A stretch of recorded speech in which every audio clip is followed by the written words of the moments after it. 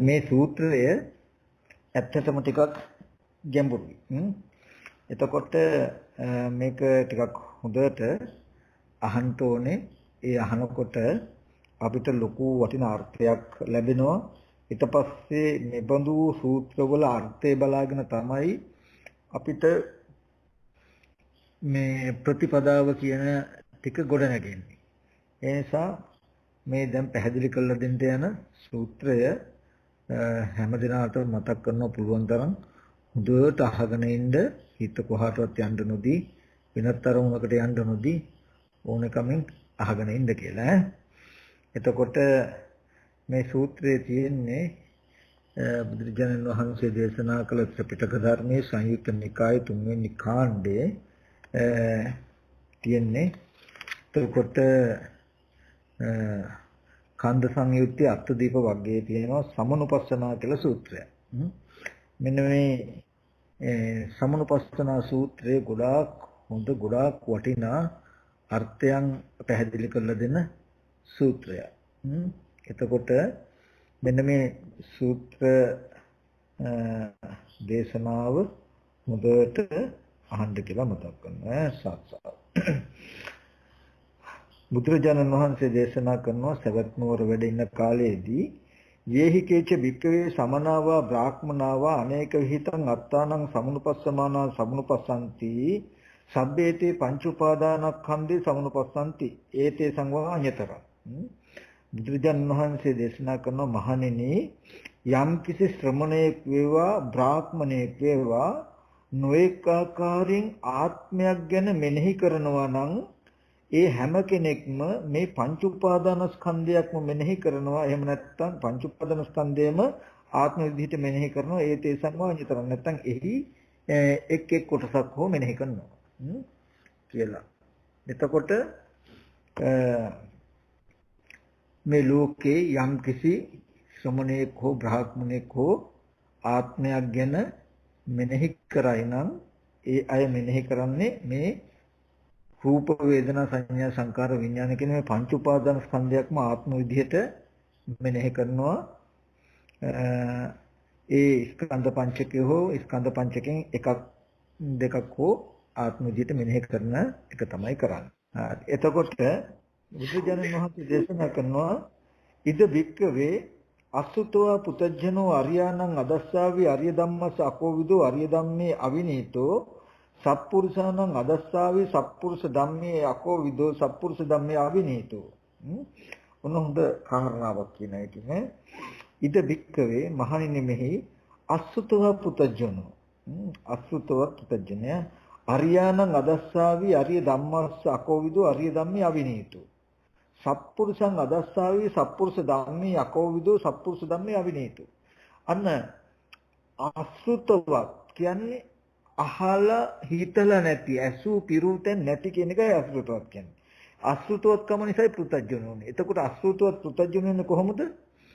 ආර්යයන් වහන්සේලාව නුවණින් දැක්කේ නැති, ආර්ය ධර්මයේ දක්ෂ නැති, ආර්ය ධර්මයේ හික්මුනේ නැති සත්පුරුෂයෝ කවුද කියලා නුවණින් දැක්කේ නැති, සත්පුරුෂ ධර්මයේ මොකක්ද කියලා සත්පුරුෂ ධර්මයේ දක්ෂ නොවුණු, සත්පුරුෂ ධර්මයේ හික් නොවුණු කෙනාට කියනවා අන්න අසෘතවත් කියලා.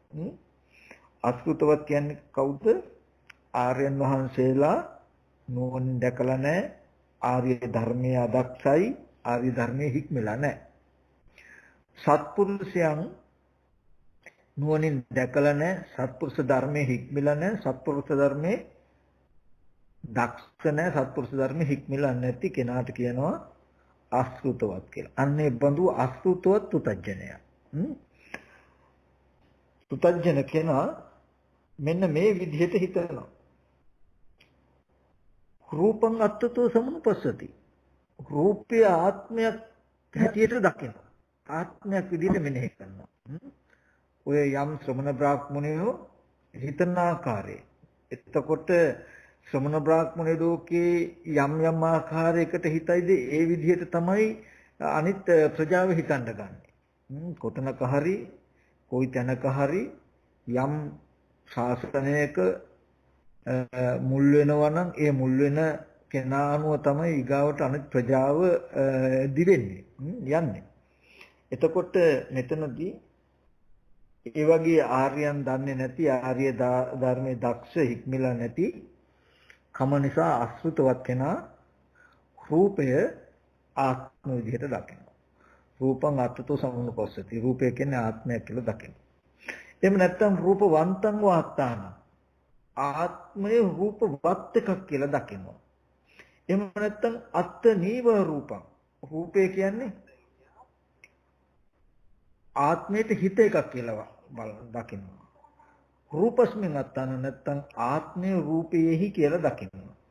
ඔතන තියෙනවා දැන් මම කරුණු හතරක් මතක් කළා. මේ කරුණු හතර රූපය ආරම්භය හතරාකාර දිට්ඨියක් ඇති වෙන ආකාරය. ඒකෙදි මේ දිට්ඨිය තුල උච්ඡේද සාස්වත කියන අන්ත දෙකක් තියෙයි. මෙතන කරුණු ටිකක් දැන ගැනීමත් එක්කම මතක් කරගන්නම් මම පස්සේ මේකේ අර්ථයට ගේන්නම්.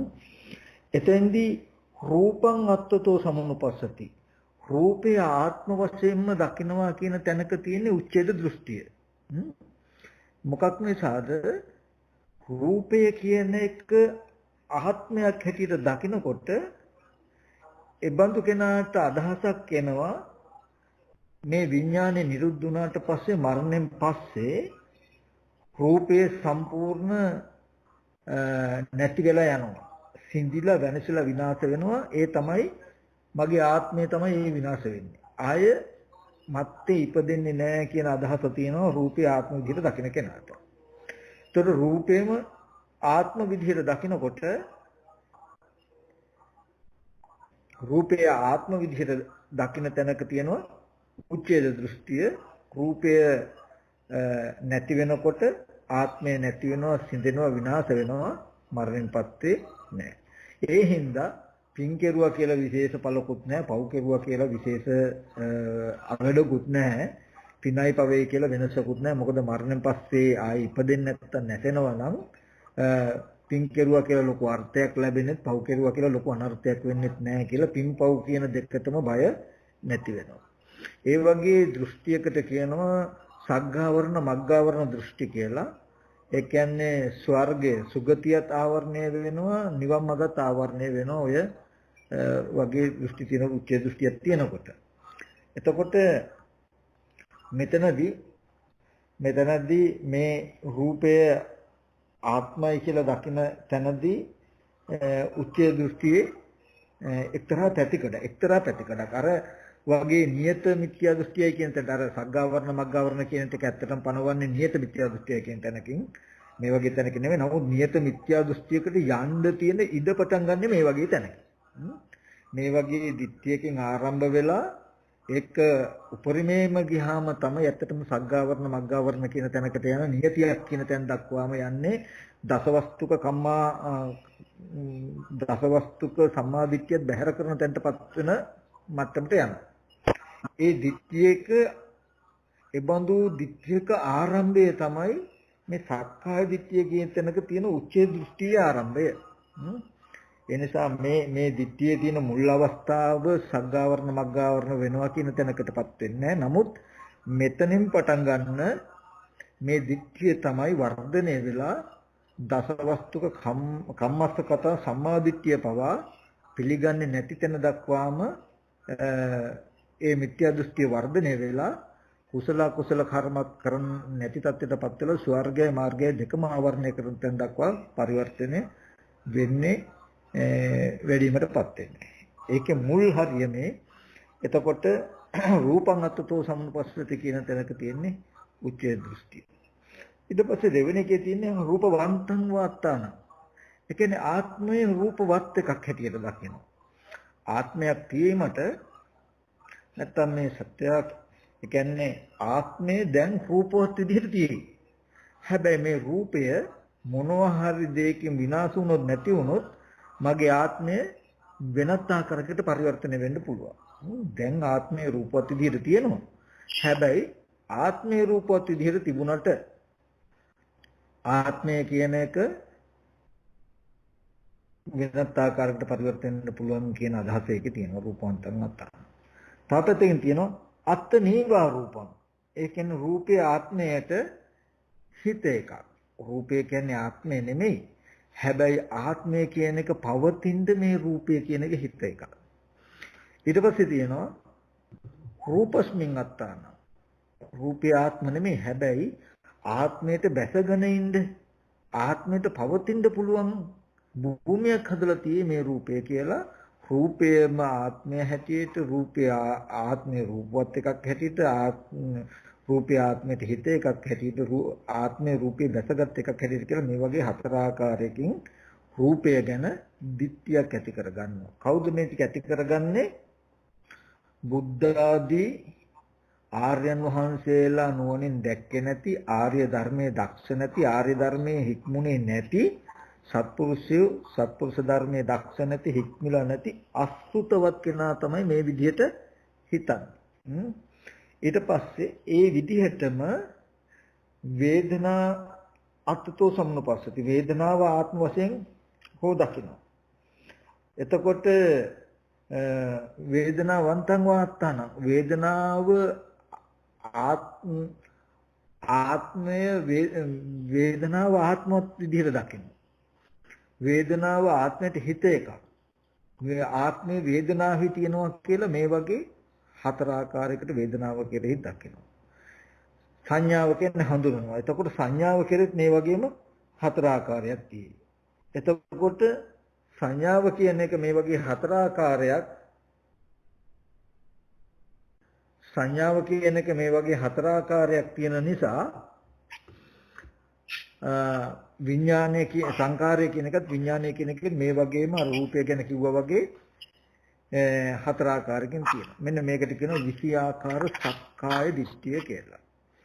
රූපය ගැන, වේදනාව ගැන, සංඥාව ගැන, සංඛාරය ගැන, විඥානය ගැන ඒ ධර්මිය ආත්මවත් විදිහට හෝ ආත්මයට හිත හෝ ආත්මවත් එකක් හෝ ආත්මයේ එහි පිහිටා තියෙන විදිහට හෝ දකින්නවා කියන මේ බඳු අදහස් හැම වෙලාවෙම ඇති වෙනවා නම් ඇති වෙන්නේ අසුතවත් කෙනාට. අසුතවත් කියලා කියන්නේ බුද්ධ ආදී සත්පුරුෂයෝ බුද්ධ ආදී ආර්යයන් වහන්සේලා නුවණින් දැක්කනම් සත්පුරුෂ ධර්මයේ අහලා ඒකේ දක්ෂණ ඒකේ හික්මිලා තියෙනවා නම් එයා කවදාවත් රූපේ මේ විදිහට හිතන්නේ හෝ හඳුනගන්නේ නැහැ. වේදනා සංඥා සංකාර විඥාන කියන ටික මේ විදිහට හිතන්නේ හඳුනගන්නේ නැහැ.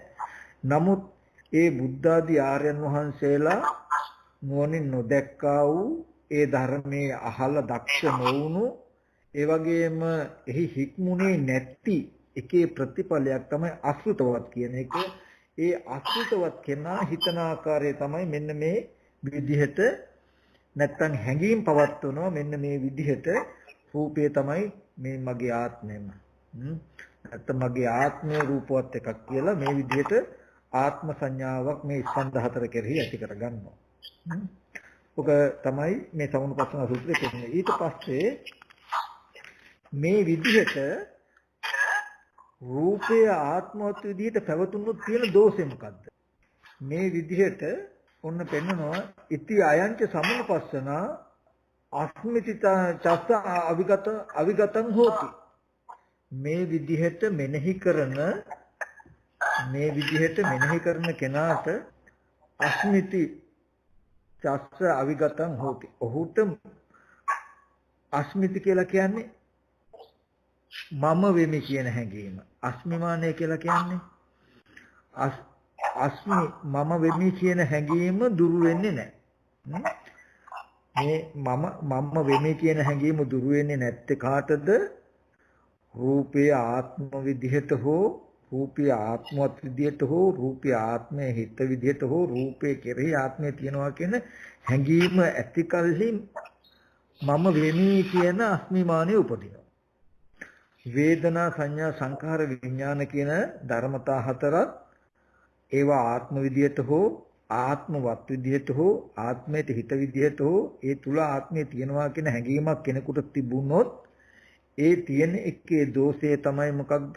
මම වෙමි කියන හැඟීම ඇති වෙන එක.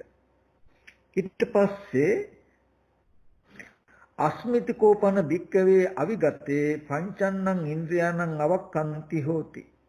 මේ අස්මිති කෝපන භික්කවේ අවිගතේ මහණෙනි ඒ මම වෙමි කියන හැඟීම දුරු නොවුණු කල්හි මම වෙමි කියන හැඟීම දුරු නොවුණු කල්හි පංචන්නං ඉන්ද්‍රියාණං අවක්ඛන්ති හෝති. මේ පංචේන්ද්‍රයන්ට දැස ගන්නවා. ඒ මම වෙමි කියන අස්මිමාන සහගත මනෝ විඥාණය මේ රූපෙට බැස ගන්නවා. පංචේන්ද්‍රයන්න් අවක්ඛන්ති හෝති. මොකද්ද? චක්කු ඉන්ද්‍රියස්ස, සෝත ඉන්ද්‍රියස්ස, ගහන ඉන්ද්‍රියස්ස, ජීවා ඉන්ද්‍රියස්ස, කාය චක්කු සෝත ගහන ජීවා කාය කියන මෙන්න මේ ඉන්ද්‍රියන්ට බැස ගන්නවා. මම වෙමි කියන හැඟීම බැස ගන්නවා. අත්ති භික්ඛවේ මනෝ අත්ති ධම්මා. අන්න මම වෙමි කියන හැඟීම් සහගත මාන සහගත ඥානේ මේ පංචේන්ද්‍රයන්ට බැස ගන්නවා කියලා කියන මේ කයට බැසගත්තාම එයාට අත්ති මනෝ අත්ති ධම්මා. එයාට මනසක්තියේ ධර්මාරම්මනදී නැති වෙන්නේ. ඒකෙන් මතක් කළේ හොඳට නුවණින් බලන්න හොඳ කාරණාවක් ඔබට මෙතෙන්දී මම කියලා දෙනවා.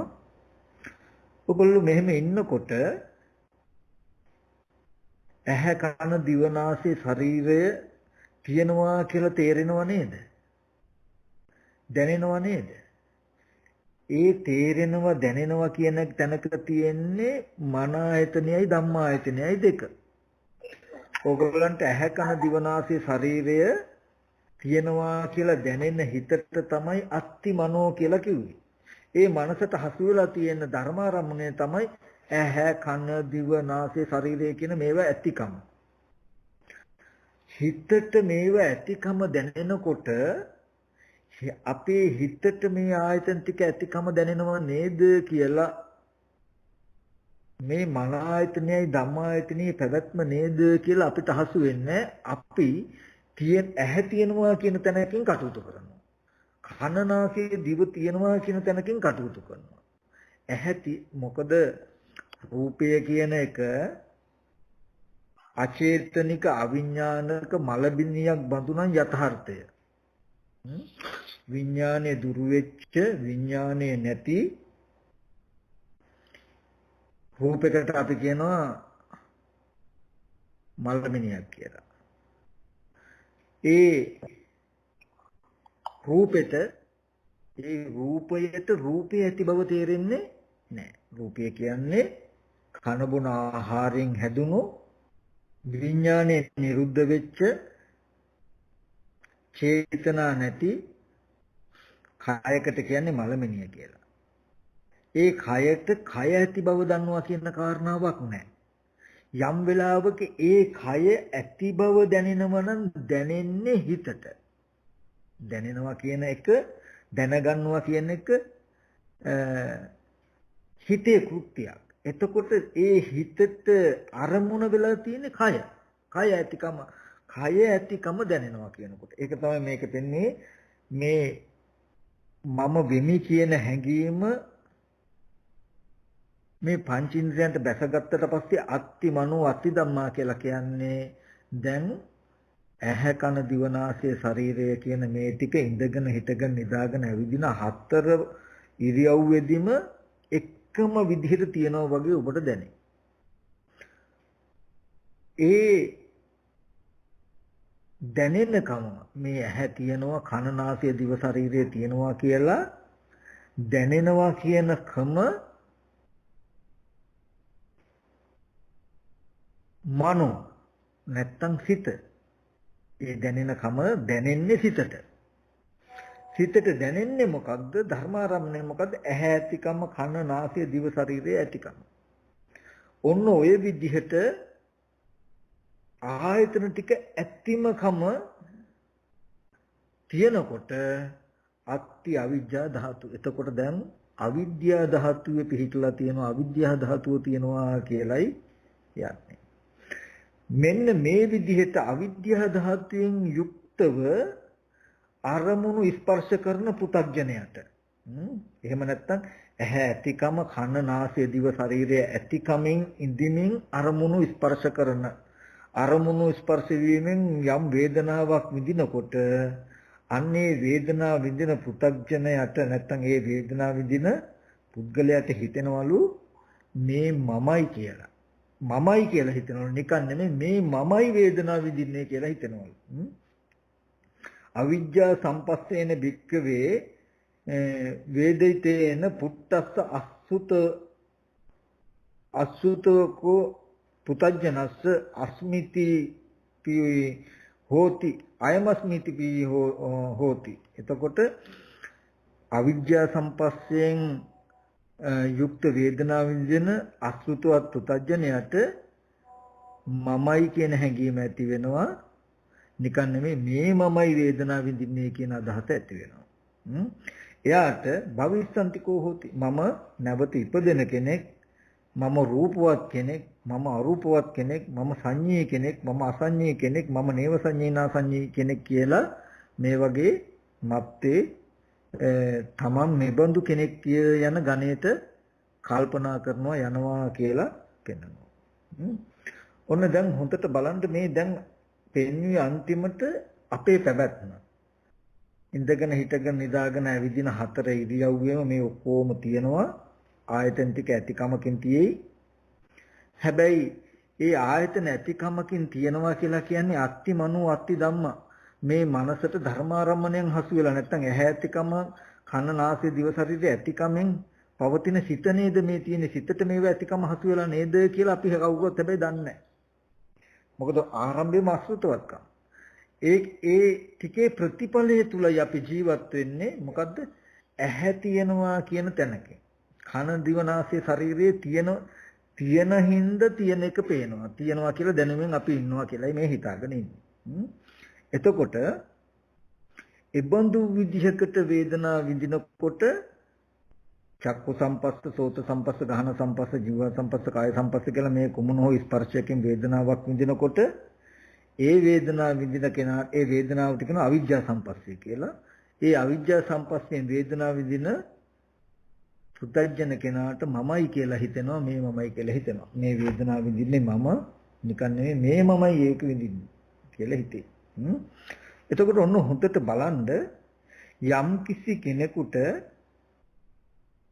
යම් වේදනාවක් විඳිනකොට නැත්තම් මම නිකන් නෙමෙයි මේ මම කියලා මේ ආයතන ටික පෙන්වන්න පුළුවන්.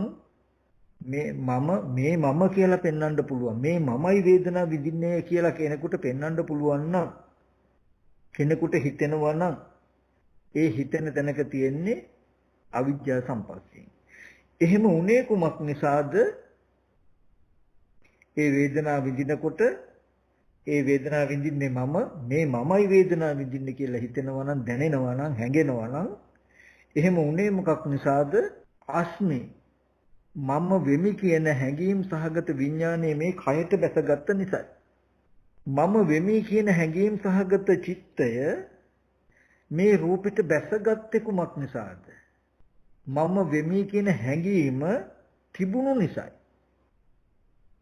මම වෙමි කියන හැඟීම තිබුණේ මොකක් නිසාද? මම වෙමි කියන හැඟීම දුරු නොවුණු නිසායි.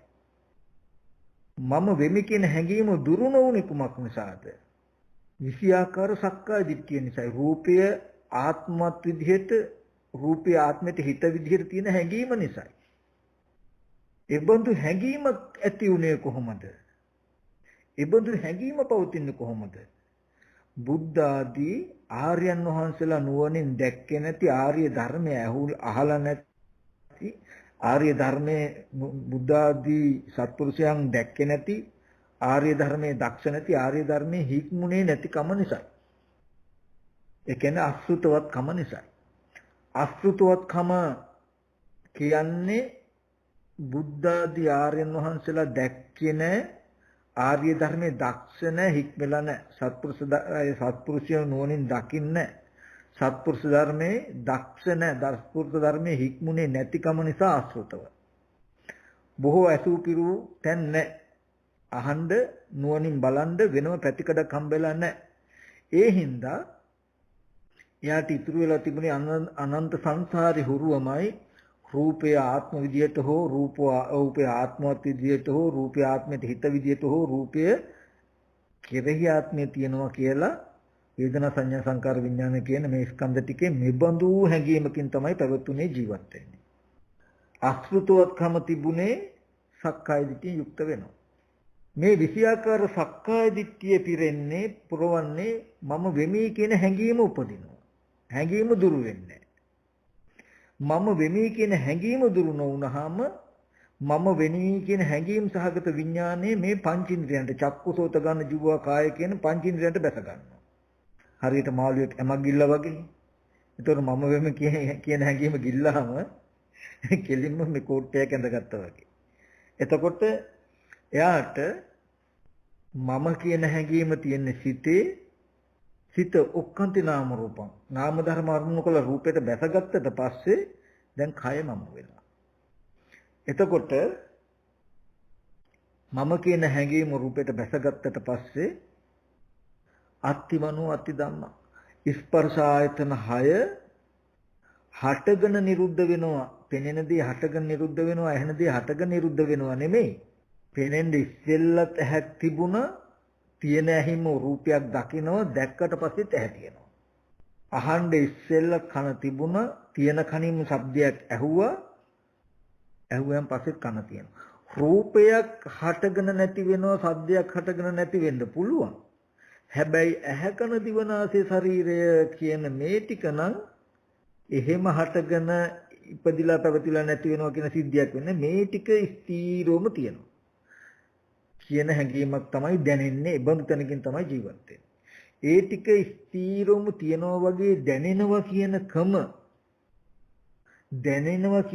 ඇති වෙලා තියෙන්නේ මනසට නේද? දැනෙන්නේ මනසට නේද කියලා කවදාවත් අපිට හිතිලත් නැහැ, අපි හිතන්නේත් නැහැ.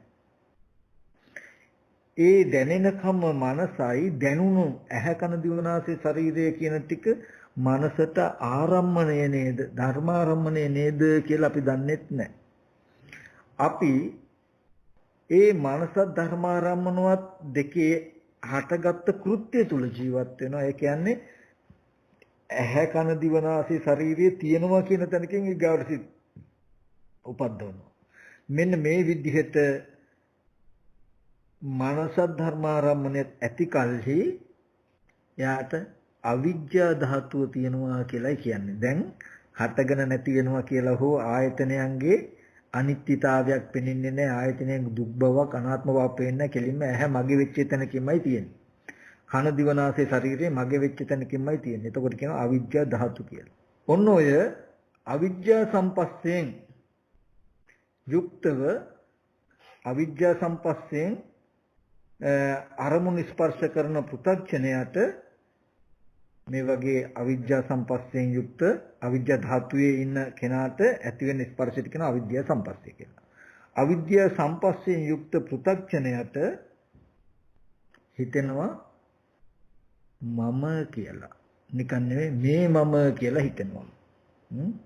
ඔන්න බලන්න දැන් එකින් එකට දැන් මේ මමයි සැප දුක් විඳින්නේ මම මේ ඉන්නේ මේ මමයි සැප දුක් විඳින්නේ කියන තැනක අපි ඉන්නවා නම් ඒ දුක හැදෙන හැටි තව එක ආකාරයකට පෙන්වන්නේ මේ මම වෙමි මේ මමයි දුක් විඳින්නේ කියලා හම්බ වෙන තැන තමයි අපි ඉස්සර කතා කරගෙන ගිහිල්ලා අසුතවත් පුතජන කියන තැනකට යනකම් යනවා. ඊට පස්සේ ඕකේ අනිත් පැත්ත ලෙහඬ වෙන්නේ අනිත් පැත්ත. අනිත් පැත්තෙන් කියන්නේ දැන් ප්‍රතිඵලය තමයි මේ මම වෙමි කියන තැනක තමයි ජීවිතේ අපේ හැම දිනකම. හැබැයි එතෙන්ට ආවේ ඒ මම නැත්තම් මේ මම වෙමි කියලා හැඟීමක් හිතෙන මේ මම පෙර ජීවිතේ කොහෙන්දන්වත් ආවවා ඒ මම මරණයෙන් පස්සේ කොහාටවත් යනවාවත් නෙමෙයි. ඒ මම හැදුණු හැටි බුදුරජාණන් වහන්සේ පෙන්වන්නේ.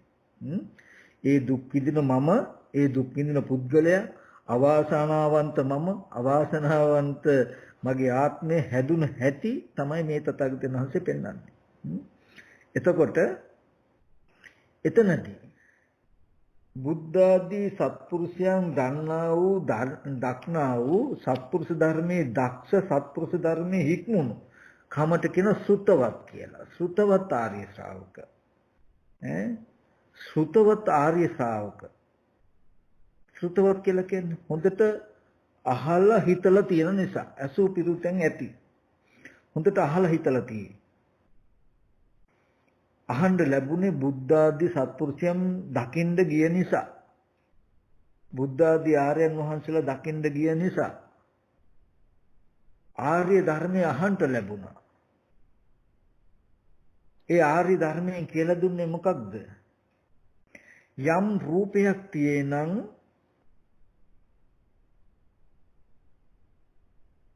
චත්තාරෝච මහ භූතා චතුන්නංච මහ භූතං උපාදාය රූපං.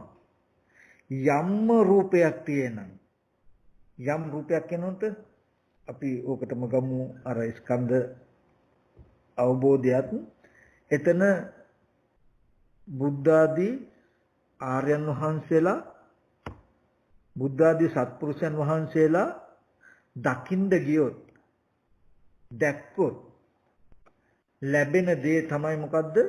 සද්ධර්මයේ දක්ෂ වෙන්න පුළුවන්.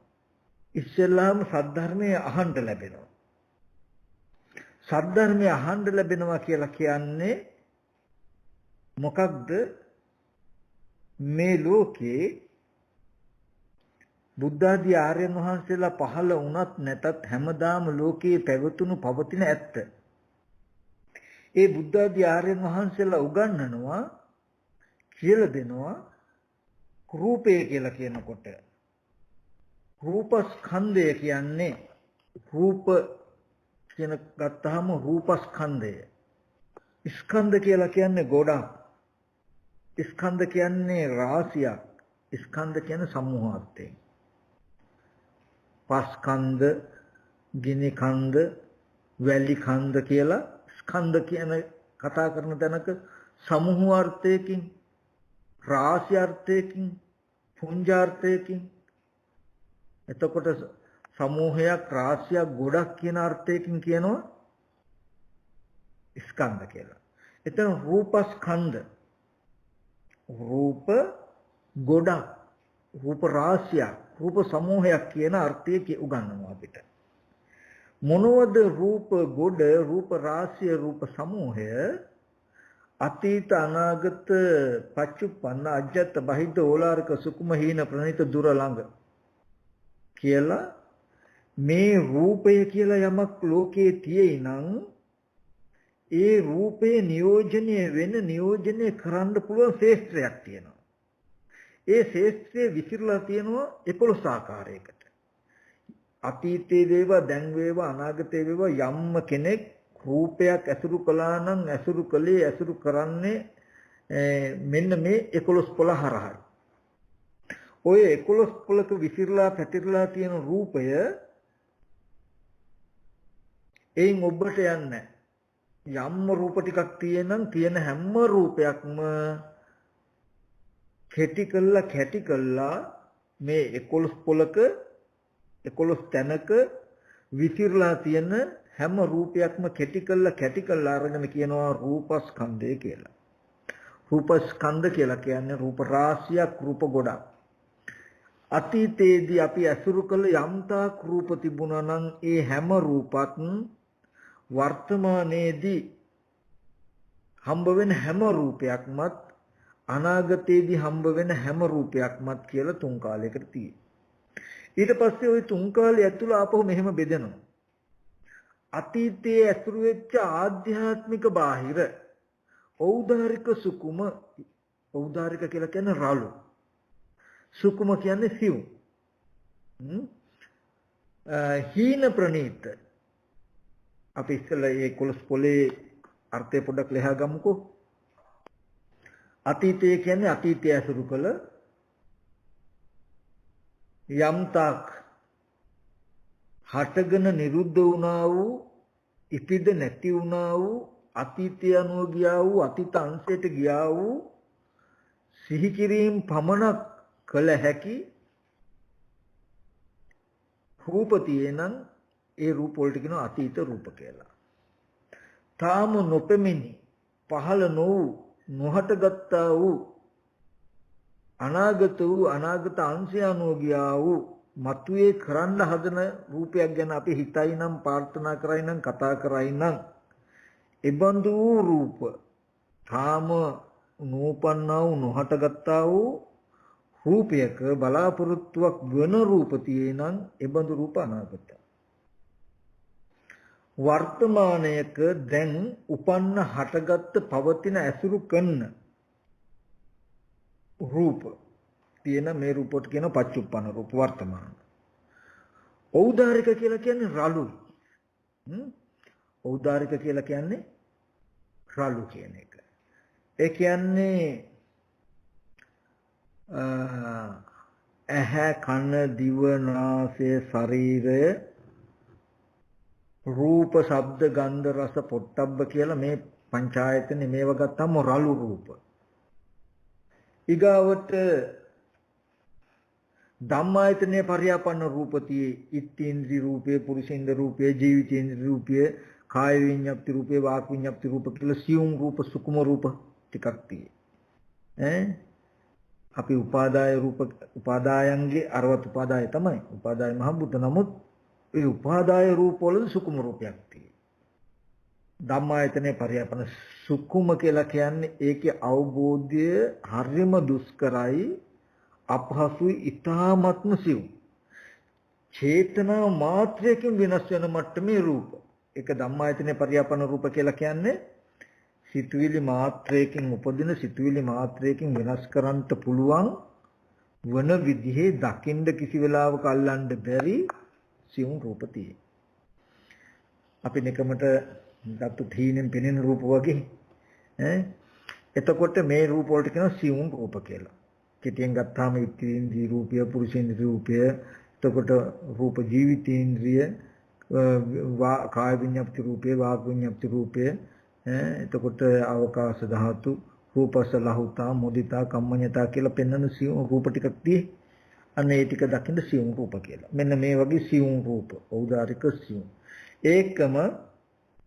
ඒක ඖදාරික සියුම් බව ඒ ධර්මතාවයට සාපේක්ෂ අපි කියමු මිනිස්යන්ගේ මට්ටමේ ආහාරය රළු දෙවියන්ගේ මට්ටමේ ආහාරය සියුම් දෙවියන්ගේ මට්ටමේ ආහාරය රළු ඒට බ්‍රහ්මයන්ගේ මට්ටමේ ආහාරය සියුම් මේ විදිහට ඒ පැවැත්මට අනුව ආහාරයේ ඖදාරික සුකුම බව දත යුතුයි. ඒ වගේ මේ අරමුණු වලත් ඒ ධර්මතාවයන්ට සාපේක්ෂව ඖදාරික සුකුම බව දත යුතුයි. කන බොන බත්පාන් කව්පි මුංගට වගේ තැනකට සාපේක්ෂව කිරි ටිකක් බටර් ටිකක් වගේ දෙයක් ගත්තොත් සුකුම. ඒකට සාපේක්ෂව සියුම් ආහාර උජාවක් තියෙන සුකුම යන්න ඒ වගේ ඖදාරික සුකුම බව ඒ ධර්මතාවයට සාපේක්ෂව දත යුතුයි. එතකොට ඖදාරික සුකුම හීන ප්‍රණීත කියලා කියන්නේ ලෝකයා විසින් පිළිකුල් කරන, බැහැර කරන, නිඳා කරන, අවමන් කරන රූප තියෙනම් ඒ රූප වලට කියනවා හීන රූප කියලා. ප්‍රණීත රූප කියලා කියනවා ලෝකයා විසින් පිළිකුල් නොකරන, අවමන් නොකරන, නිඳා නොකරන, ප්‍රාර්ථනා කරන, සතුටු වෙන, කැමති වෙන රූප. තියෙනම් ඒවට කියනවා ප්‍රණීත රූප කියලා. දුර රූප කියලා කියනවා තමන්ට ආසන්නේ නො ගොඩාක් ඈතින් පවතින රූප. ළඟ රූප කියලා කියනවා කාය පටිබද්ධ රූපයේ ඉඳලා තමන් අපට තියෙන ආසන්න රූප. මේ විදිහට පෙන්වන්නේ මොකටද?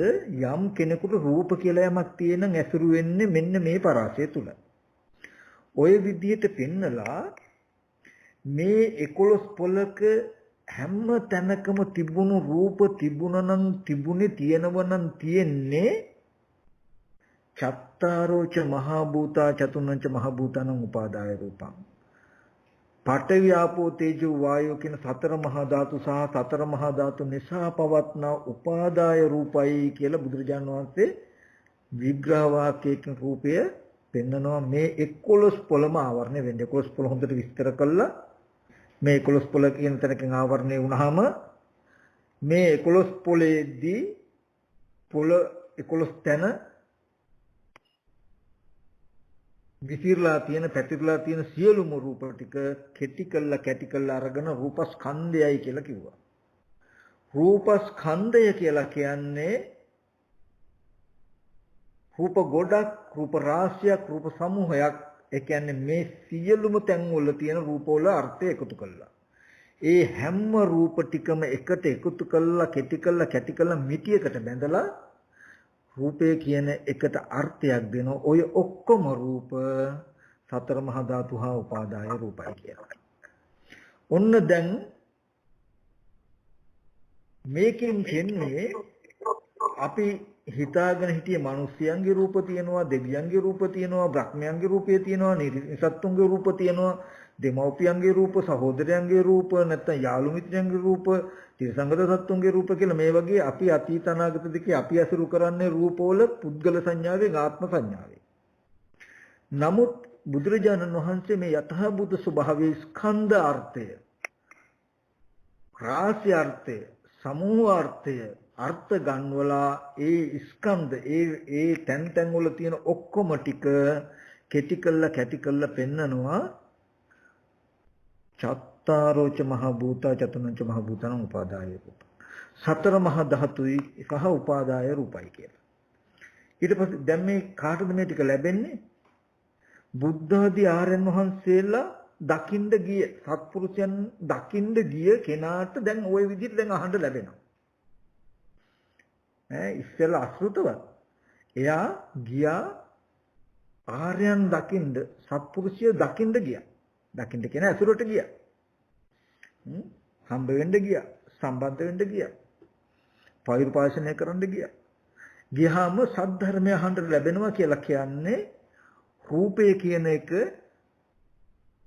ඔන්න ඔය විදිහටයි කියලා රූපය කියන එක ස්කන්ධාර්ථය ධාතු අර්ථය පෙන්නලා මහ භූතය සහ උපාදාය රූපයි කියලා පෙන්වනවා. පෙන්නලා මහ භූත කියන්නේ ඇයි? තව ටිකක් ඒක විග්‍රහ කරලා දෙනවා. මොකද යම් තාක් ප්‍රශ්න, යම් තාක් ගැටලු, යම් තාක් අනවබෝධය තියෙද ඒ තාක් ඒ ටික දුර වෙන තාක්. යම් තාක් නොදන්නාකම, නොදක්නාකම තියෙන ඒ තාක් දුර වෙලා දන්නා දක්නාකම ඇති වෙන තාක්. යම් තාක් අසෘතවත්කම තියෙන ඒක ටික දුර වෙලා සෘතවත්කම ඇති වෙන තාක් තමන්ව දක්ෂයෙක් කරනවා. ඒක තමයි සත්පුරුෂ ධර්මයේ, සත්පුරුෂයන් දැකීමේ, ආර්යයන් දැකීමේ තියෙන වටිනාකම. ඊගාවට අර 11 පොලක ඇති තියෙන රූප සතර මහා ධාතු සහ උපාදාය රූපයි කියලා ප්‍රධාන මාතෘකාව වශයෙන් රූපය හඳුන්වලා දුන්නා. ඊට පස්සේ නිर्देश වශයෙන් විස්තර කරනවා සතර මහා ධාතු කියලා කියන්නේ මොකක්ද? පඨවි ධාතු, ආපෝ ධාතු, තේජෝ ධාතු, වායෝ ධාතු. මේ සතර මහා ධාතුයි.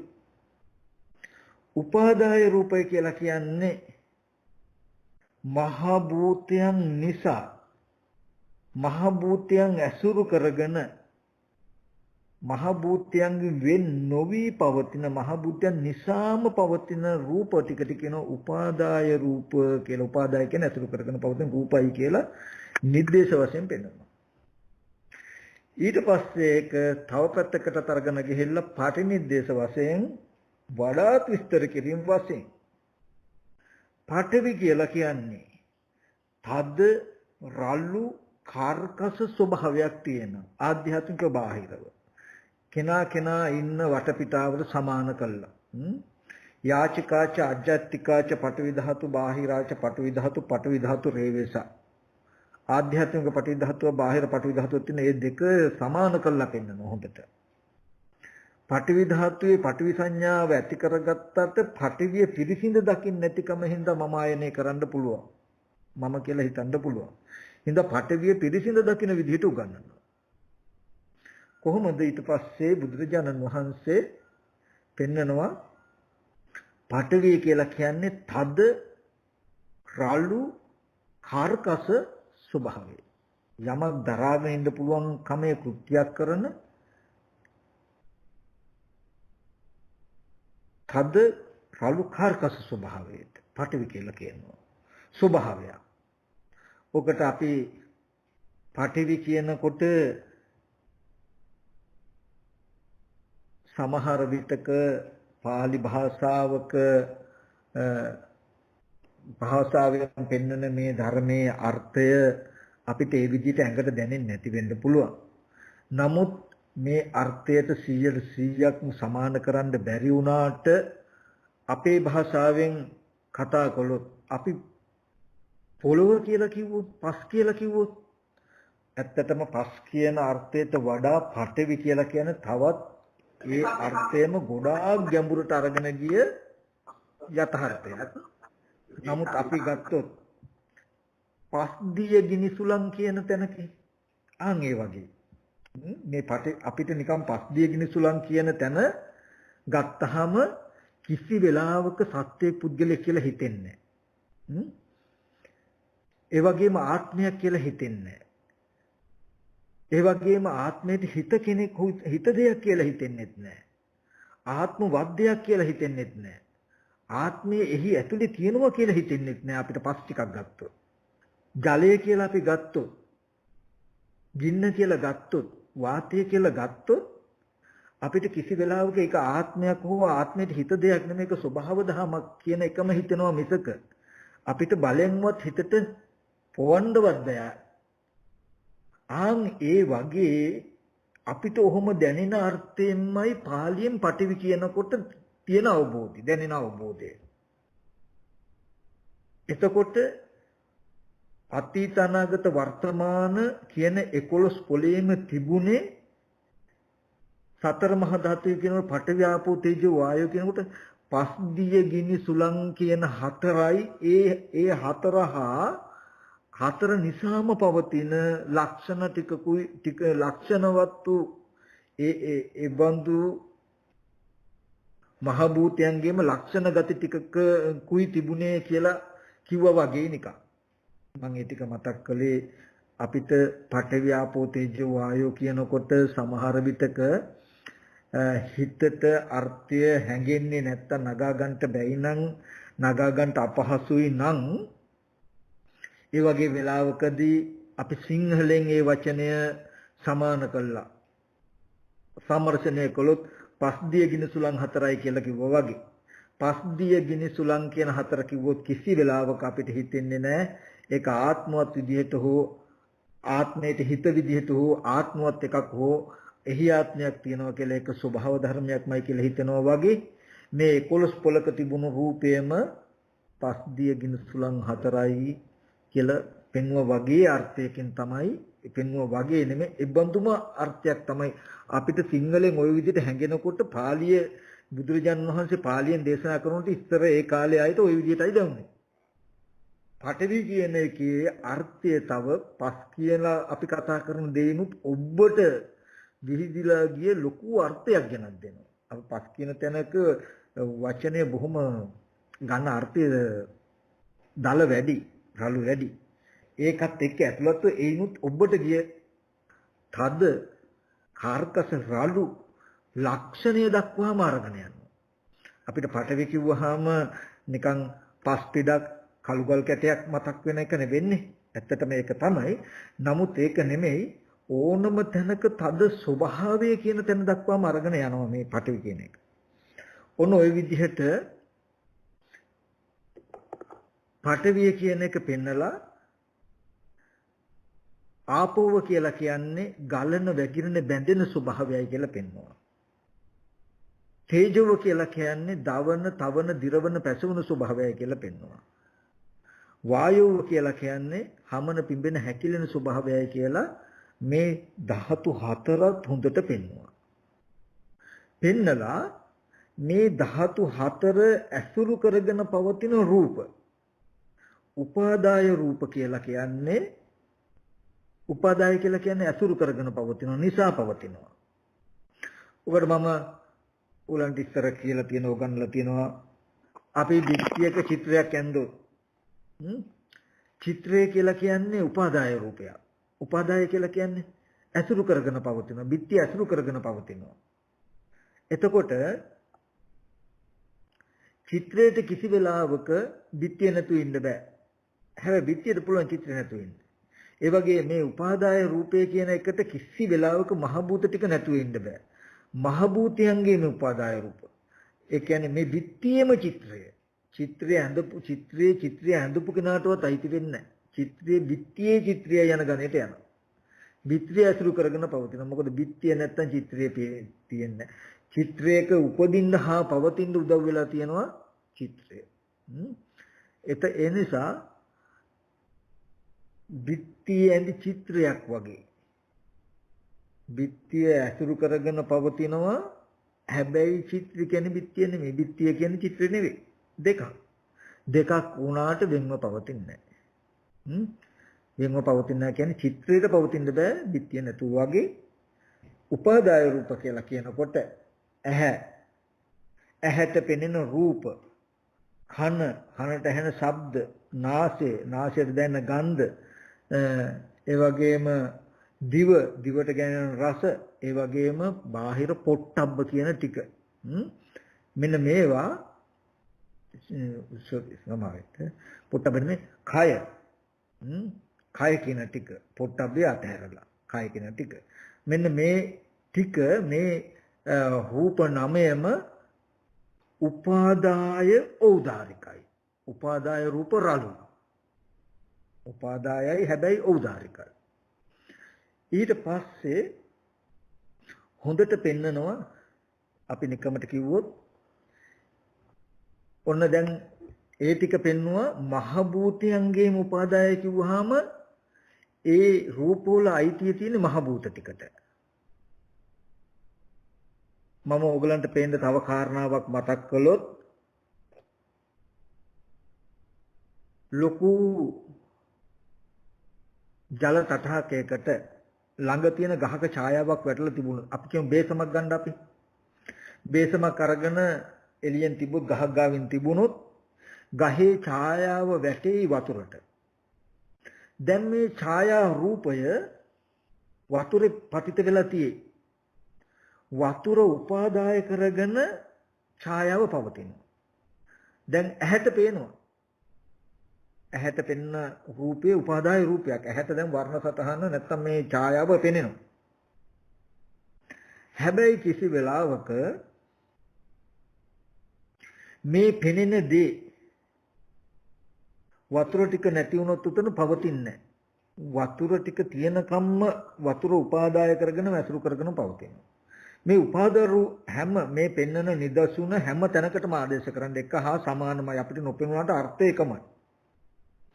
මේ පේන උපාදාය රූපය වතුරට පේන ඡායාව ඇහැට පෙනෙනවා දකින්න පුළුවන්. දිත්තමත්ත. කිසි වෙලාවක මේක අල්ලන්න බෑ. අල්ලන්න කියලා අත දැම්මොත් අත ගිහිල්ලා හැපෙන්නේ වතුරේ මිසක ඡායාව අහුවෙන්නේ නැහැ.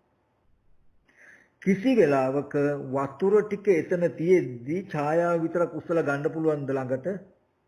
දුරස් කරන්න පුළුවන්ද? අයින් කරන්න පුළුවන්ද? කිසිදු ක්‍රියාකාරකමක් පවත්වන්න බෑ. මොකද ඒක මහ භූතයන්ගේම රූපයක් වෙලා. මහ භූතය අනුවයි ගිහිල්ලා තියෙන්නේ. අපිට මුකුත් අයිතියක් නැහැ. කිසිම දෙයක් කරන්න බෑ. අපිට ඒ ඡායා රූපේ පතිත වෙලා තියෙන මහ භූත ටිකත් එක්කම ළඟට ගත්තොත් ඡායාව උන්න ළඟට ගත්ත හැකි. ඒ කියන්නේ වතුර භාජනෙත් එක්කම ඉස්සුවොත් උන්න ඡායාව ලඟ වෙයි. වතුර භාජනෙත් එක්කම දුරස් කළොත් ඡායාව දුරස් වෙයි. එතකොට අපිට යම් භාණ්ඩයක් අතට පෙනෙන දේ ළඟට ගන්න ඈත් කරන්න පුළුවන් නම් ඒ වෙලා තියෙන්නේ ඒ පේන දේ ඇසුරු කරගෙන තියෙන මහ භූත ටිකත් එක්කමයි අපි මේ ඔසවලා තියෙන මිසක අපි යම් වස්තුවක් පෙනෙද්දි පේන වස්තුව නිර්මාණය කරපු මහ භූත ටික එතනම මේසි උඩම තියෙද්දි පෙනෙනවා කියන සිද්ධිය විතර කුසල ගන්න බෑ. එතකොට මෙන්න මේ වගේ මහ භූතයන්ගේම උපාදාය රූපයි කියනකොට ඇහැ අයිති ඔබටවත් මටවත් නෙමෙයි මහ භූතයන්ටයි කියන එක කියනවා. ඒක මහ භූතයන්ගෙන් තොරව හොල්ලන්නවත් බෑ. පෙනෙන රූපය අයිති මහ භූතයන්ටයි මහ භූතයන්ගේම උපාදාය. චතුන්නම් මහ භූතානම් උපාදාය රූපං. සතර මහ ධාතුන්ගේ උපාදාය රූපේ. ඒකේ අයිතිය පෙන්වනවා යාගේ. කියලා ඔන්න උපාදාය රූප ටික ඇහැ මගේ නෙමෙයි. ඇහැ මහ භූතයන්ගේ උපාදාය රූපය. අර වතුර භාජනයේ තියෙන ඡායාව මගේ නම් මගේ ආත්ම නම් මට අයිති නම් වතුර ටික තියෙද්දි ඡායාව විතරක් ගලවලා අරගෙන අපිට යන්න පුළුවන් වෙන්න ඕනේ. අපිට ක්‍රියාකාරකමක් පෙනෙන දෙයට එක පවත්වන්න පුළුවන් නම් වතුරට අයිතියක් නැතුව මට අයිතියක් තියෙනම් මට යමක් ඒකේ බලය පවත්වන්න පුළුවන් නම් වතුර බේසමට වැටලා තියෙන ඡායාව බේසම තියෙද්දි වතුර ටික තියෙද්දි ඡායාව විතරක් අරගෙන මට ගනුදෙනු කරන්න පුළුවන් වෙන්න ඕනේ. නමුත් වතුර ටික නැතුව ඒක හොල්ලන්නවත් බැයි නම් මට කිසිම ක්‍රියාකාරකමක් කරන්න බැයි නම් ඒක එනම් අයිතිය වතුරටමයි වගේ මහ භූතයන්ටම වගේ ඇහැ කියන දේ අයිති මට නෙමෙයි. මහ භූත ටික ඇතිකාක් මේ ප්‍රසාද ගතිය विद्यमान වෙයි. මහ භූත ටික නැති වෙනකොට ප්‍රසාදේ නොවේ. මහ භූත ටික ඇතිතාක් ඔබට වර්ණ සතහන් පෙනේ. මහ භූත ටික නැති වෙනකොට වර්ණ සතහන් නොපෙනේ. මහ භූත ටිකත් එක්කම එහාට මෙහාට කොළොත් වර්ණ සතහන් එහාට මෙහාට වෙයි. මහ භූත ටික තියෙද්දි වර්ණ සතහන් මාත්‍රේ විතරක් ගන්න බෑ.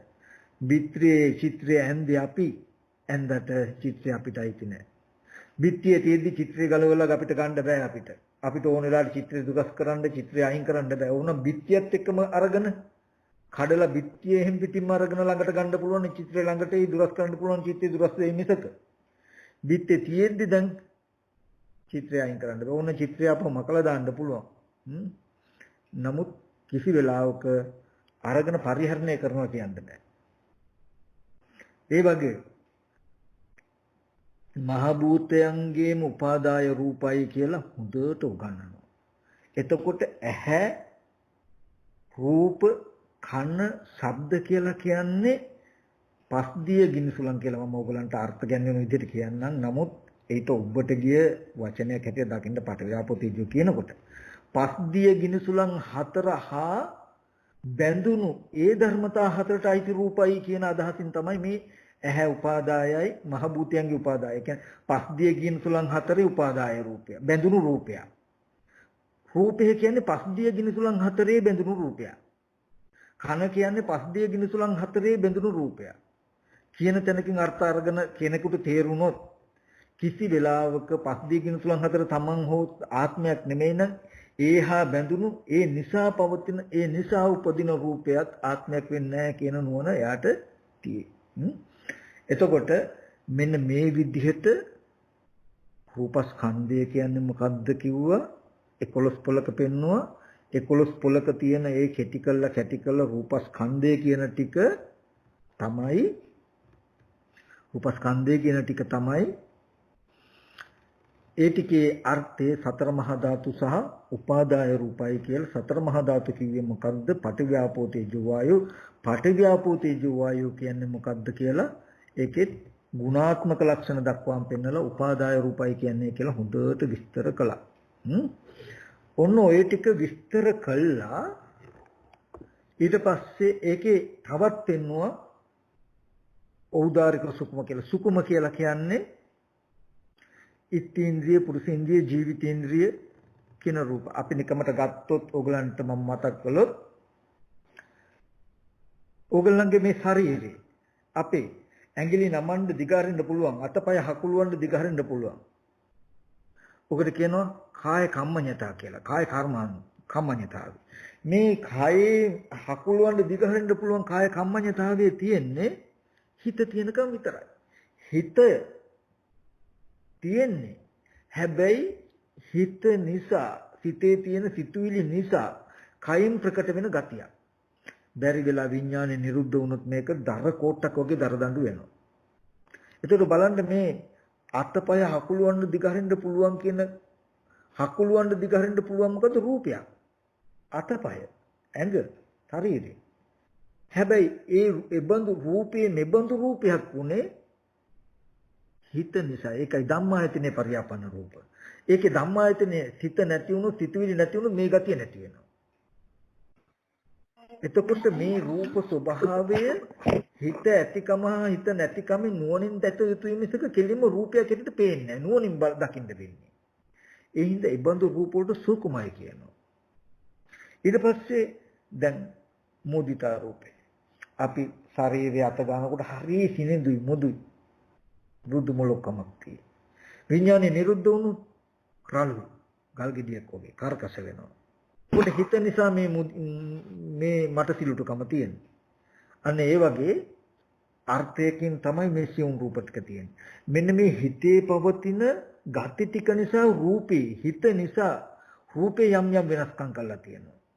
ඒකයි ওই සියුම් රූප ටික හඳුනා නොගත්ත කමත් අපි රැවටෙන්න රූපී ආත්මයක් විදිහට හිතන්න තව උදව් වෙලා. මේ ස්ත්‍රියෙක් මේ පුරුෂයෙක් මෙයාගේ අතපය හරි සිනිඳුයි මුදුයි මොලොක් කියලා අපි උපාදාය රූප ටිකේ අවබෝධය නැතිකම නිසා පුද්ගල භාවයකින් රැවටෙනවා. මේ වගේ සුකුම රූප ටික ඉගෙන ගත්තාම කෙනෙක්ගේ මුදුකම නෙමෙයි මේ ධම්මායතනේ පරියාපන්න මුදිතා රූපය නේද? අරය අතපය හකුලනොන් දිගහරනව නෙමෙයි මේ කාය කම්මඤ්ඤතා රූපය නේද? මේ කයින් එහාට යනවා මෙහාට යනවා නෙමෙයි කාය කම්මඤ්ඤතා රූපය නේද? එතකොට කෙනෙක් වචන කතා කරනවා නෙමෙයි මේ වචී විඤ්ඤාති රූපය නේද? එතකොට ඒ විදිහට අපිට මේ සිවුම් රූප ටිකත් හම්බුනහම හොඳට ඉගෙන ගත්තාම මේක සුකුම රූප. ඊට පස්සේ මේ 11 පොලේම තියෙන මෙන්න මේ මහ භූත සහ උපාදාය රූප කියන ටික හොඳට පෙන්වුවාට පස්සේ පෙන්නලා බුදුරජාණන් වහන්සේ දේශනා කරන මේ සියලුම රූප ටික හැදෙන්නේ කන බොන ආහාරය නිසා.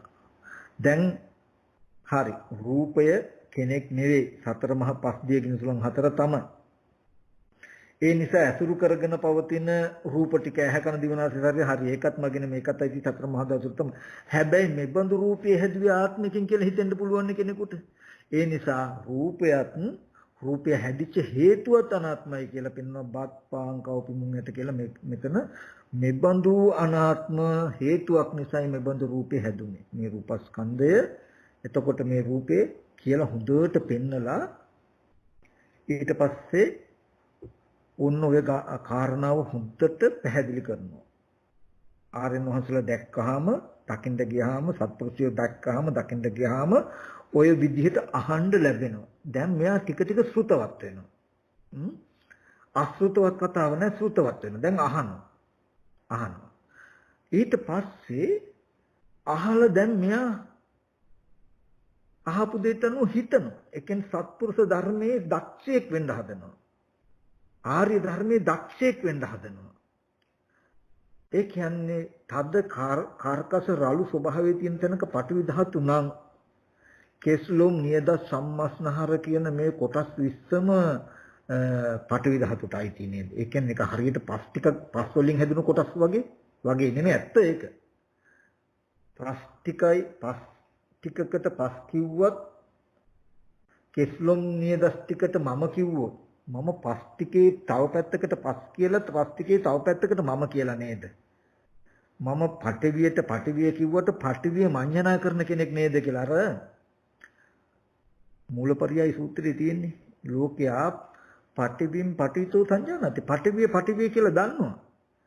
හැබැයි පටවිම් මේති මඤ්ඤති. පටවිය මමයි කියලා මඤ්ඤණා කරන. ඇයි ඒ?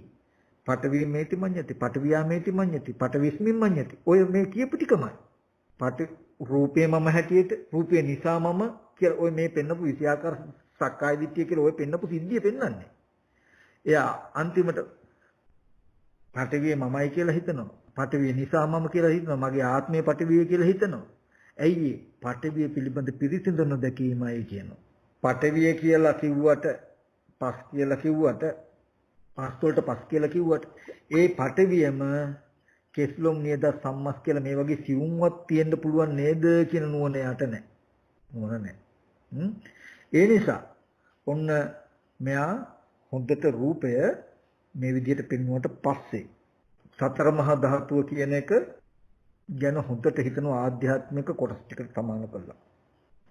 පිත්තෙන් තරව කියලා තියෙනනම් අනේ මේ එහෙනම් මේක ජලයේ නේද ආපෝ ධාතුනේ කියලා හොඳට සමාන කරලා හිතලා දක්ෂයෙක් වෙනවා. එහෙම හිතලා ඊට පස්සේ එයාට සත්‍යයේ පුද්ගලික ආත්මයක් කියලා මෙච්චර කාලයක් දැකපු හැම රූපයක්ම ආධ්‍යාත්මික බාහිර හැම රූපයක්ම එදා ඉඳන් සත්පුරුෂයන්ගේ මේ සද්ධර්මයේ අහපු වෙලේ ඉඳලා සද්ධර්මයේ හිතලා දක්ෂයෙක් වෙච්ච වෙලේ ඉඳලා වෙනදා විදිහට රූපී ආත්මයක් හෝ රූපී ආත්මයට හිත එකක් කියන ගතිය හිතින්ද නොදෙන විදිහට අන්න රූපස්කන්ධය හොඳට නුවණින් පෙන්වනවා. මෙහෙම පෙන්වන්න මොකද වෙන්නේ? රූපී ආත්මවත් විදිහට හෝ රූපී ආත්මවත් එකක් විදිහට හෝ රූපී ආත්මයේ හිත විදිහට හෝ රූපයේ කෙරෙහි ආත්මයක් තියනවා කියන අදහසක්වත් එයාට එන්නේ නැහැ. ඒ බඳු හැඟීමක්වත් උපදින්නේ නැහැ. මොකද එච්චර රූපය ගැන දන්නවා. ඒ බඳු විදිහේ රූපය ඇතිවෙච්ච හේතු ටිකක් දන්නවා.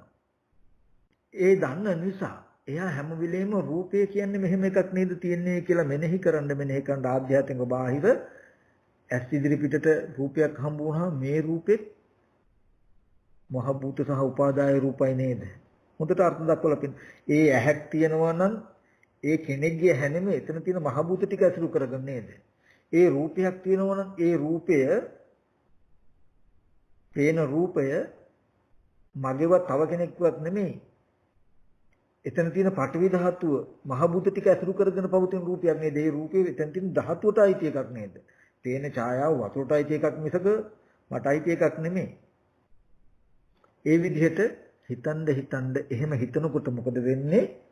ඔන්න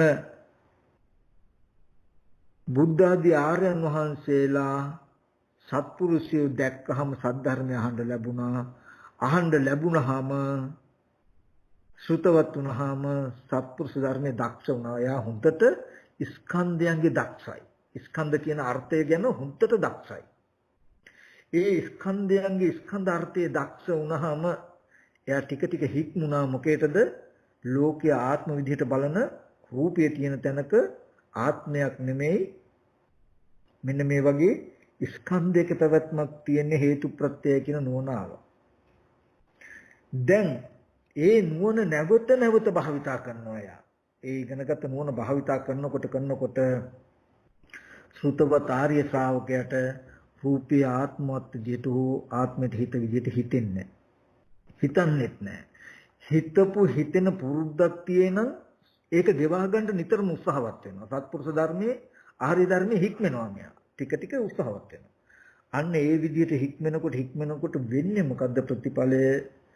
මම වෙමි කියන හැඟීම ටික ටික ගෙවීමට යනවා. මම වෙමි කියන හැඟීම ගෙවෙනකොට මොකද වෙන්නේ? මම කියන හැඟීම මේ පංචේන්ද්‍රයන්ට බැස ගැනීම නතර වෙනවා. ටික ටික අඩු වෙනවා. මම කියන හැඟීම පංචේන්ද්‍රයට බැස ගැනීම අඩු වෙනකොට ඇහැ කන දිවනාසය ශරීරය කියන ආයතන ටික නිතරම ඇතිකමට හම් වෙන ගතිය තමයි ටික ටික ගෙවෙන්නේ. ඒ බඳු කෙනාට ස්පර්ශ වෙනකොට ඒ ස්පර්ශයේ අවිජ්ජා ධාතුවයි අඩු වෙන්නේ. මේ මම වෙමි කියන ගතියයි අඩු වෙන්නේ අර විදිහට බලනකොට. යම් කලක සෘතවත් ආර්ය ශ්‍රාවකයට මේ ඇහැ කන දිවනාසය ශරීරය කියන පංචේන්ද්‍රිය තියෙද්දිම අස්මිමානයේ සම්පූර්ණයෙන්ම නැති වුණාද? මම වෙමි කියන හැඟීම මම වෙමි කියන හැඟීම සම්පූර්ණම නැති වෙන දවසක් එනවා. මේ විදිහට ඉස්සලා දිට්ඨිය දුරු කරන්න රූපය බැලුවට පස්සේ සංයෝජන ටික ඇති වෙනවා. සංයෝජන ටික දුරු වෙන්නත් ওই විදිහට රූපය ගැන බලනකොට මේ පංචේන්ද්‍රිය තියෙද්දීම එයාට පංචේන්ද්‍රිය මම වෙමි කියන හැඟීම සම්පූර්ණම නැති වෙනවා. ඒ කියන්නේ මම වෙමි කියන හැඟීම් සහගත විඥානය මේ කයට බැහැ ගන්න නැති වෙනවා කියන එකයි. එදාට එයා මේ ඇහැ කන දිවනාසය ශරීරය කියන ආයතන ටික පරිහරණය කරනවා. ඒ ආයතන ටිකම තමන් නොවි තමන්ගේ නොවි ඒකෙන් මෙදිලා. ඒතර කියනවා අනාගාමි කියලා. එතකොට මෙන්න මේ ස්කන්ධ අවබෝධය ඔබට ලැබෙන්න ඕනේ. එතකොට මේ සූත්‍රයේ අනුසාරයෙන් මට ඔබට කියලා දෙන්න පුළුවන්. උනේ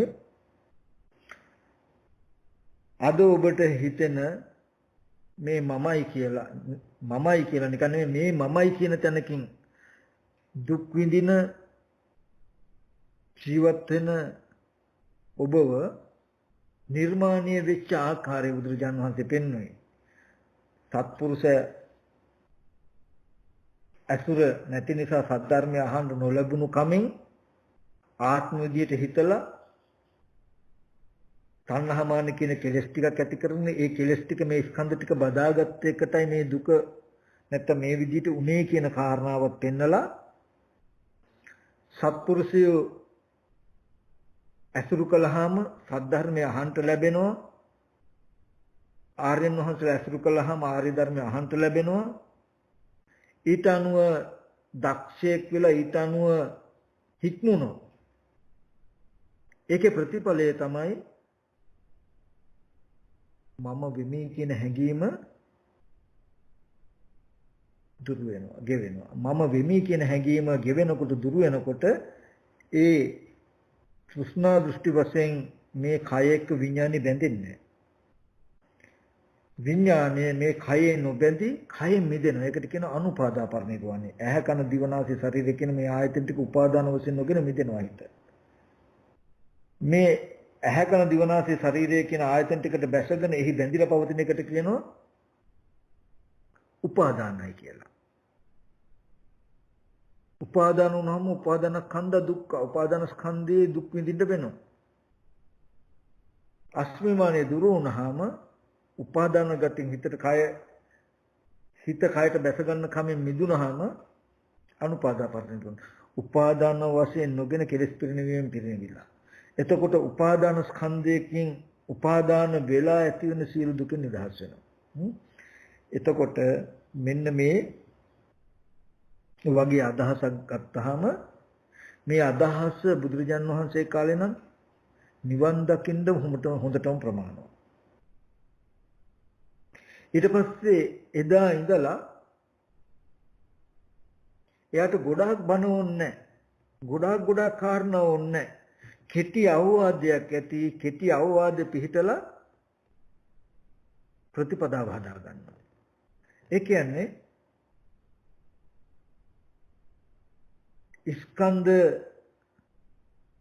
ස්කන්ධයන්ගේ අර්ථය ඉගෙනුවට පස්සේ ඉගෙන ගත්තට පස්සේ එයා අර්ථය පිළිටනවා. ඒ කියන්නේ හැම රූපයක්ම එතකොට දැන් ඒ 11 පොලේම යම් රූපයක් හම් වෙන ඔබට නිවන් දකින්න භාවනා කියලා ගොඩාක් දේ ඕනේ. දැන් මේ කාලෙදි ඔබට නිවන පිණිස පවතින කමඨහනකුයි මේකෙන් ලැබුණේ. ඔබට මුකුත් ජීවමාන බුදුරජාණන් වහන්සේ වැඩ හිටිය වගේ බුදුරජාණන් වහන්සේගේ පණිවිඩය තියෙයි. හැම රූපයක්ම සතර මහා ධාතු සහ උපාදාය රූපයි කියලා රූපස්කන්ධයක් හැටියට ස්කන්ධ වශයෙන් අර්ථ ගන්නවලා ඒ කියන්නේ 11 පොලක තියෙන සියලු රූප ටික කැටි කළා ඉවරලා එකට ගොඩක් ගහලා මිටියක් බැඳලා ඒ ටිකේ හැම රූපයක්ම මහ භූතය උපාදාය රූපයි කියලා ඔබට පෙන්වුවා නම් දැන් ඔබට භාවනා කරන්න උත්තරේකුයි මේ දුන්නේ. ඒ කියන්නේ මේ 11 පුලේම ඔබට තියෙන ලෝකයේ ඇති වෙන විදිහට දුක ඇති වෙන විදිහට මගේ රූප මගේ ඇහැ කන දිව නාසය ශරීරය නැත්තම් තව පුද්ගලයේ කෙනෙක් සත්වයක් දෙයක් කියලා තමයි ඔබට පේන්නේ. අතීතයේ සිහි වෙන්නෙත් එහෙමයි. අනාගතේ කියන්න කරන්න සිහි වෙන්නේ එහෙමයි. ඒ හැම 11 පොළානුව ගිය හැම තැනකම රූප ටික ඔබ මේ මහ භූත සහ උපාදාය රූපයි කියන ටික පෙන්න ආත්ම සංඥාව ඇසුරු නොවෙන්න ආත්ම සංඥාවට හිත සිහි කරන හැම වාරයක් ගානෙම නෑ මහ භූත සහ උපාදාය රූපයි කියලා පෙන්නලා හිත පිළිගන්න නැත්නම් අර්ථ දක්වලා ওই විදිහට පෙන්වන්නකො බලන්න මේ ටිකක් ඉන්න කාලෙදී මොකක් වෙයිද කියන එක බලන්න. දැනගත්ත දේට වඩා හාත්පස වෙනස් එකක් දැනගත්ත දේ අතනොහැර කරනකොට ඒ නිසා නිවන් දකින්න අමුතියෙන් ගැඹුරු බණ දහම් හොයන්න එපා. ඇත්තටම මේ බඳු කමටහනක් හොඳටම ප්‍රමාණ මම මුලින්ම කියන්න හැදුවෙත් ওই ටිකමයි. ඒ කියන්නේ බුදුරජාණන් වහන්සේ කාලේදී කෙටි අවවාදයකින් ආශ්‍රය කරගත්තා. අද බණ දහම් වල අඩුව හින්දා නෙමෙයි අපි අර්ථය පිළිට ගන්න තියෙන අදක්ෂකම නිසා. මේ දැන් ඔයගලන්ට ඇත්තටම නුවණක් තියෙනවා නම් පණිවිඩයක් දුන්නා. මොකද්ද? 11 පොලක තියෙන හැම රූපයක්ම මහ භූත සහ උපාදාය රූපයි කියලා මහ භූත කියන්නේ මොන අර්ථයකින්ද කියලා උපාදාය රූප කියන්නේ මොන විදිහටද කියලා මොකේ උපාදායද කියලා දුන්නා. එතකොට ඒකෙන් කියලා දුන්නා ඒ උපාදාය රූප කියන්නේ මගේ ඇහැ මගේ කන කියලා ගන්න බෑ. උපාදාය රූප කියන්නේ මෙබඳු අර්ථයකින්. කය මගේ කියලා ගන්න බෑ මහ භූතයි කියලා කිව්වේ මෙබඳු අර්ථයකින්. ඒ කියන්නේ මේ මෙච්චරලා මේ නැත්තම් මේ උගන්වන්නේ මට මේ 11 පොලකම තිබුණු රූප අනාත්මයි කියන එක නේද? එහෙනම් මට සිහි වෙන්නෙම සිහි කරන්න පුළුවන්ම ආත්ම විදියට නම් මේ ආත්ම සංඥාව අයින් කළා ආත්ම සංඥාව නිසා එන සියලු දුක අයින් කරගන්න තියෙන යතුරු නේද මේ මට අනාත්ම සංඥාව. මේ මහ භූත සහ උපාදාය රූප කියලා කියන්නේ රූපේ අනාත්ම ලක්ෂණය මතු කරගන්න තියෙන කමඨහන නේද කියලා බලන්න ඕනේ. දැකලා කොච්චර ඇහුවත් ඕගොල්ලන්ට අර්ථය ලැබෙන්නේ උච්චරයි. මේ හැම පොලකම තියෙන රූප ටික අනාත්මයි. අනාත්මයි නම් අනාත්මයි කියන එකෙන් කිව්වේ ආත්ම විදියට හිතන්න එපා, ආත්ම විදියට බලන්න එපා, ආත්ම විදියට පිළිගන්න එපා කියන එක නේද? මම මෙච්චර බණ ඇහුවත් අහපු එක පැත්තකින් තියලා තව පුද්ගලයෝ ගැනම සත්වයෝ ගැනම ආත්ම විදිහට මම හිතා හිටියෝ. මම ආත්ම විදිහට හිතන හින්දාම ආත්ම සංඥාව මන් තුල තියෙයි. අනාත්මය මට අවබෝධ නොවේ. අනාත්මයට ලඟ වෙන්නේ ආත්ම සංඥාවෙම තියෙයි. මොකද කොච්චර රූපය අනාත්ම වුණත් මම අරමුණු කරන්නේ ආත්ම විදිහට නම් කෙනෙක් කියලා න ะ. කෙනෙක් කියලා හිතන්න මට කෙනෙක්වම සිහි වෙයි, කෙනෙක්වම පෙනේ, කෙනෙක් එක්ක තියෙන සංයෝජන ටික තියෙයි. ඒ නිසා දුකද තියෙයි. මට කෙනෙක් පුද්ගලයෙක් කියන ආත්ම සංඥාව සිහිකත් කරගන්න බැරි වෙන්නේ ඒ නිසා තියෙන දුක ගෙවා ගන්න යතුරක් දුන්නා වගේ නේද මේ අනාත්මය උගන්වපු එක. බුදුරජාණන් වහන්සේ මේ දුක නැති වෙන හැටි කියලා දෙන්න පහළ වුණා ලෝකේ කියලා කියන්නේ මේ වගේ අනාත්ම සංඥාව භාවිතා කරන හැටි ඉගෙනුවා නේද කියලා අර්ථ ගන්නෙ නැති ඇයි. අර්ථ ගන්න. අරගෙන පැත්තකටලා ඉන්නකොට අතීතයේ තමන් කටයුතු කළ පුද්ගලයෝ යාළුවෝ නෑදෑයෝ කියලා හිත සිහි කරන ගානේ නෑ අතීතය අනුව යම්තා රූප තිබුණා නම් හැම රූපම මහ භූත සහ උපාදාය රූපයි කියලා තථාගතයන් වහන්සේ පෙන්වුවා නම් ඒකේ එහෙමමයි වරදින්න බෑ කියන තැනක හොද්දට පය ගහලා පිහිටන්න. පිහිටලා නෑ මට ඒ රූපය ආත්ම විදියට සීකලාට ඒ රූපයේ යථාර්ථය අනාත්මයි නේද කියලා හොද්දට සතර මහා ධාතු සහ උපාදාය රූප බව අනාත්ම බව හොද්දට විවර කරලා පෙන්වන්න. අර දැන් මම කිව්වා වගේ නෙමෙයි ඊටත් එහා අනාගතේ මම අහවලා ඉන්න දිහට යන්න ඕනේ. නංගිලා ගෙදරට යන්න ඕනේ. යාළුවා ගාවට යන්න ඕනේ කියලා හිතනකොටම වෙනද වගේ එහෙම හිතලා පුද්ගලෙක් ගාවටම යනවා පුද්ගලෙක් මෙන්න එතෙන්ට යනවා කියන තැනකින් තියන්නේ නැතුව යාළුවා ගාවට යන්න ඕනේ, නංගි ගාවට යන්න ඕනේ, මල්ලි ගාවට යන්න ඕනේ කියලා හිතනකොටම නංගි, මල්ලි, යාළුවා කියලා හිතන තැනක නෑ මම ගිහිල්ලා හම්බ වෙනවා කියන තැනකද තියෙන ඒ රූපවල යථාර්ථය මෙහෙමයි නේද කියලා බලන්න. දැන් කෙනෙක්ව සිහි වෙනකොට මෙහෙම ඉඳගෙන ඔබට කාව හරි සිහි වෙනකොට සිහි වෙන රූපේ බලන්න.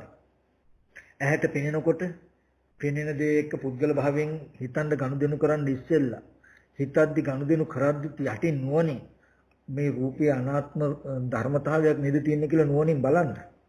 සද්දයක් ඇහෙනකොටම ඇහෙන සද්දේ අනාත්ම ගතිය ඉබේම තියෙන ඇහෙන සද්දයත් එක්ක කෙනෙක්ගේ සද්දයක් කියලා කෙනෙක්ව සිහි වෙනකොට සද්දේ අතහැරලා සද්දෙක් ආපු කෙනා කියන තැන අනාත්ම හැටියට බලන්න. එතකොට සද්දේ අනාත්ම වෙයි ඉබේම. කෙනෙක් වියලා දුන්නු කැම ටික රසයි කියලා හිතනකොට රසට වියලා දුන්නු කෙනාව අල්ලගන්න.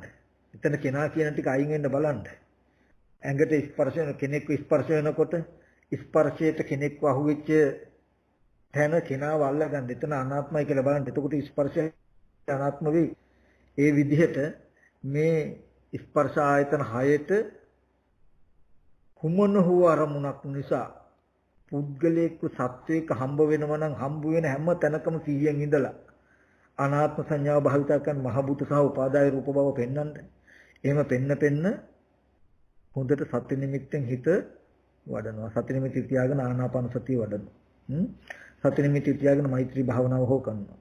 කළා අර විදිහට රූප වල ආපහු ටිකක් හිතනවා. රූප වල ඇත්ත හිතනවා. ආපහු සති නිමිති තියාගෙන ආයෙත් වඩනවා. මේ විදිහට සාමාන්‍ය ජීවිතයේට එන තැන දක්වාම කෙනෙක් පුද්ගලයෙක් කියලා තොර තෝංචයක් නැතුව පුද්ගල භාවයෙන් හිතපු ශේත්‍රය තුල ඒ හැම පුද්ගල භාවයක් තිබුණ තැනකම තියෙන අනාත්ම ලක්ෂණයක් කියන එක මෙනෙහි කරන්ඩ මේ දකින්න විදිහට මෙනෙහි කර කර අර්ථය අල්ලලා දෙන්න. බලන්න ටික දවසක් කරනකොට කොච්චර ලොකු අර්ථයකටපත් වෙයිද කියලා. ඒ නිසා ඒ ටික තමයි අද දවසේදී මට කියලා දෙන්න වෙන්නේ. මේ වගේ බුදුරජාණන් වහන්සේ කාලෙකදී පොඩි අවවාදයක් හොඳටම ඇති අර්ථය පිටව ගන්නවා. අද දවසේදී අපිට අධිගම නොලැබෙන්න හේතුව වාසනාව නැතිකම නිසා නෙමෙයි වචනයක අර්ථ ගන්න තියෙන අසමර්ථකම නිසා කියලා. මේ වගේ අවවාදයක් දුන්නාම මේ අවවාදය තුලින් ක්ෂණිකව අපි අර්ථයේ පිටියම මේ කිව්වේ හැම රූපයක්ම මේ 11 පොලකම තියෙන හැම ධර්මතාවයක්ම අනාත්මයි කියන එකෙන් කිව්වේ ආත්ම විදියට හිතන්න එපා.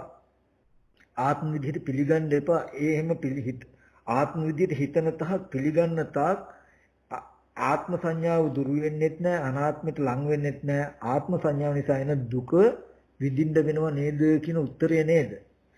මේ අනාත්ම සංඥාව ඉගෙනුවේ මේ අනාත්ම විදිහට බලලා මේ ධාතු විදිහට බලලා ආත්ම සංඥාව අතහැරලා ඒ නිසා දුක ගෙවා ගන්න දුක නිරුද්ධ කරගන්න කියන එක නේද? එහෙනම් ප්‍රතිපදාවක් හැටියට අත නොහැර දුක නිරුද්ධ ගාමනේ ප්‍රතිපදාව. දුක් නැති කිරීම ප්‍රතිපදාවක් හැටියට මොකද්ද මේ ධාතු සංඥාව මම භාවිතකට යුතුයි නේද කියලා අර්ථ ගන්න. චතුරාර්ය සත්‍ය කියලිම තියෙන්නේ. ඒ නිසා උන් ওই විදිහට හැමදෙනාම නුවණින් මෙනෙහි කරලා බලන්න කියලා මතක් කරනවා ඈ. හොඳයි එහෙනම් කල්පනා කරගන්න මේ සියලු ආකාරයෙන් පහල කරගත්තා මේ සියලු කුසලයන් ලෝක්‍ය සම්බුද්ධ ශාසනයත් ඒ වගේම වාප සියලු දෙනාවත ආරක්ෂා කරන්නා වූ ශාසන මාමක සම්මා දිට්ඨි සියලු දෙවියෝ මේ පින් අනුමෝදන් වෙත්වා දිව්‍යංග දිවිසිරු වඩා වර්ධනය කරගන්න දිව්‍යත් පතන බුද්ධියකින් උතුම් නිවන සැනසෙත්වා කියලා අපි දෙවියන්ට පින් අනුමෝදන් කරමු. ඒ වගේම නමින්සේ කාල යාත්‍රා කළා වූ යම්තා ඥාතිකන සම්මත සිටින මේ සියලු ඥාතින්ද මේ පින් අනුමෝදන් සුඛී සුවපත් නිවන සැනසෙත්වා කියලා අපි පින් අනුමෝදන් කරනවා. ඒ වගේම මේ රටේ මේ වගේ යම් ව්‍යසනයක් ඇති වෙලා තියෙන අවස්ථාවක මේ වගේ ජන සමාජයට යම් පීඩාවක් කරදරයක් වෙලා තියෙන මේ මොහොතකදී අපි අද දවසේ සිද්ධ කළා වූ මේ මහා කුසල ධර්මයන්ගේ බලයෙන් ඉක්මනට මේ රෝග පීඩාවන් දුරු වෙලා නිදුක් නිරෝගී සුවපත් මානසිකත්වයක් ලෝකෙට නැති කරගන්නට පුළුවන් වේවා ශක්තිය ධෛර්යය ලැබේවා. මේ මෙබඳු කුසල ධර්මයේ සඳහා සමස්ත ජන සමාජයටම ලෝක ධාතුටම ආශිර්වාදයක් වේවා කියලා අපි මේ මොහොතේදී ආශිර්වාද කරමු. මේ සඳහා සම්බන්ධ විශ්ව බාප සිළු දිනාට මේ කුසලයේ උතුම් නිවන් පිණිස හේතු පාරමිතාවක් වේවා කියලා ආශිර්වාද කරනවා. හැම දිනාටම තෙරුවන් සරණයි.